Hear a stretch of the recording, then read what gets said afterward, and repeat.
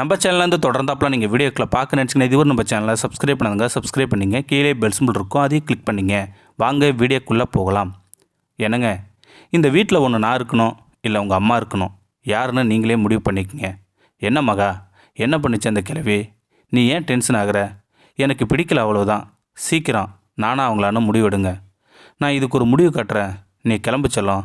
நாம் சினிமாவுக்கு போயிட்டு அப்படியே ஒரு நல்ல ஹோட்டலுக்கு போய் நைட்டு டின்னர் சாப்பிட்டு வந்துடலாம் என்று அவளை அணைத்தவாறே சொன்னான் மகேஷ். மறுநாள் காலையில், அம்மா நீ சீக்கிரம் கிளம்புமா. எங்கடா மகேஷ்? உன்னை ஹோமில் சேர்த்து விட்றம்மா. அங்கே உனக்கு எல்லா வசதியும் கிடைக்கும். உன்னை போல் நிறைய பேர் இருப்பாங்க, அவங்க கூட நீ சந்தோஷமாக இருக்கலாமா.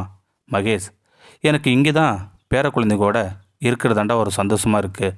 உங்கள் அப்பா சாகும்போது உனக்கு வயசு 8. உன்னை வளர்க்க நான் பட்ட கஷ்டம் சொல்லி புரியாது.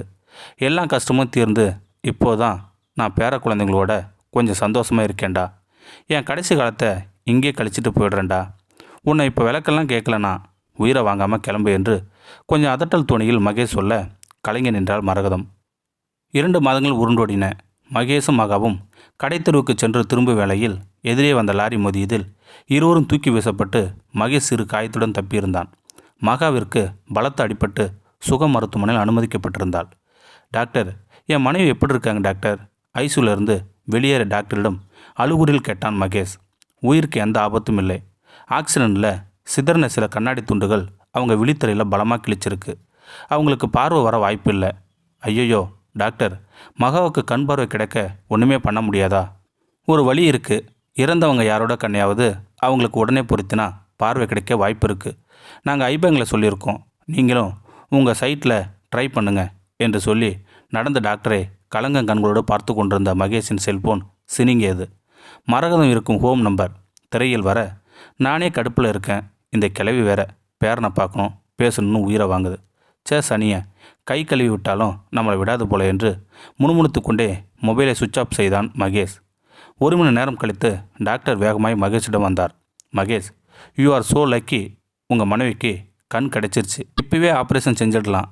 நீங்கள் நர்ஸுக்கிட்ட ஃபார்மாலிட்டிஸ் எல்லாம் முடிச்சுட்டு வாங்க. ரொம்ப நன்றி டாக்டர், ரொம்ப நன்றி. டாக்டரின் கைகளை பிடித்து கொண்டு கண்ணீர் விட்டான் மகேஷ். 3 மணி நேரம் கழித்து ஆப்ரேஷன் தேட்டரிலிருந்து வெளியே வந்தார் டாக்டர். டாக்டர், என் மனைவி எப்படி இருக்காங்க?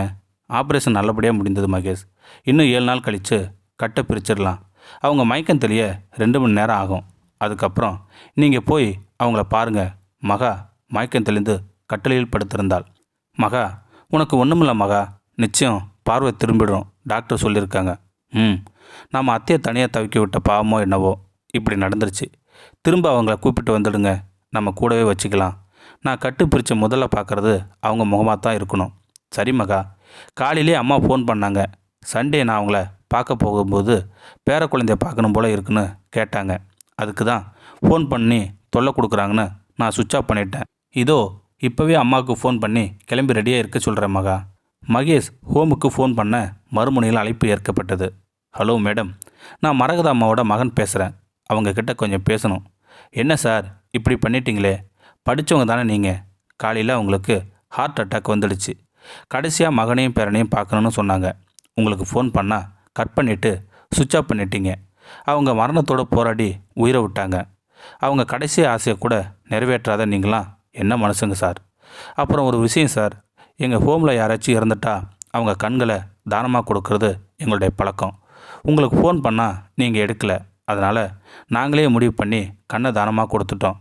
உங்கள் அம்மா உயிரோடு இருக்கும்போது உங்களை பார்க்க ஆசைப்பட்டாங்க. அவங்க கண் சுகம் ஹாஸ்பிட்டலில் ஒரு லேடிக்கு வச்சுருக்காங்க.